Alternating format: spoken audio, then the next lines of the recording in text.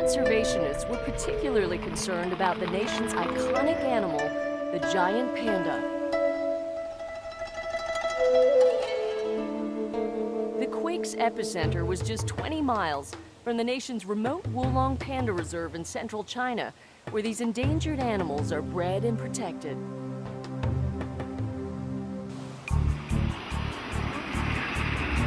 Shortly after the earthquake, National Geographic dispatched a team to assess the damage.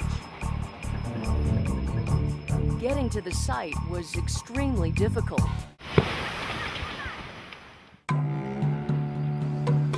When they finally reached the reserve, the team discovered that some of the center's buildings had been destroyed, and landslides had buried part of the panda.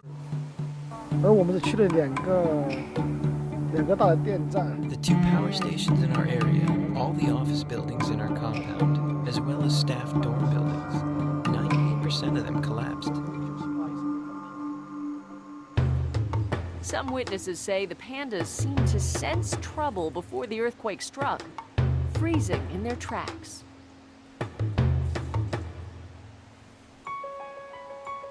Fortunately, most of the animals and their caretakers were outside when the quake struck and not trapped inside the collapsed buildings.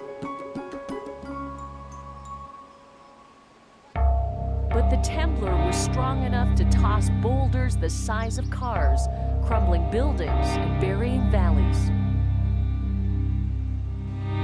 Some workers gathered up the babies in their arms and sprinted up a ladder to escape the landslide.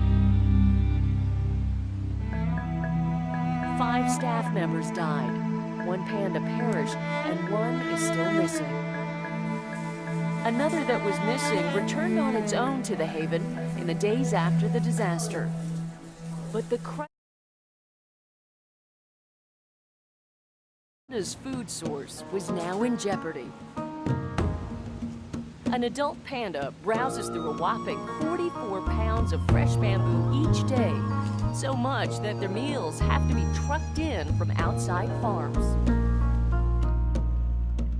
With the regular supply roads cut off, the Chinese government arranged an emergency bamboo shipment to the center.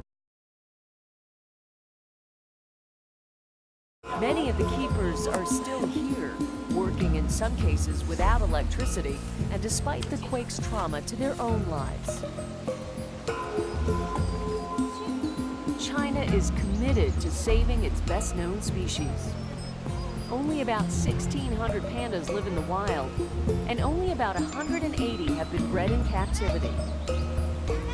The Wulong Reserve is working to successfully release captive-bred pandas into the wild. Those plans may be on hold as conservationists continue to reassess damage from the quake. A place where they can live in a more natural habitat, and where babies have room to grow. After this disaster of horrific proportions, conservationists hope for better things to come.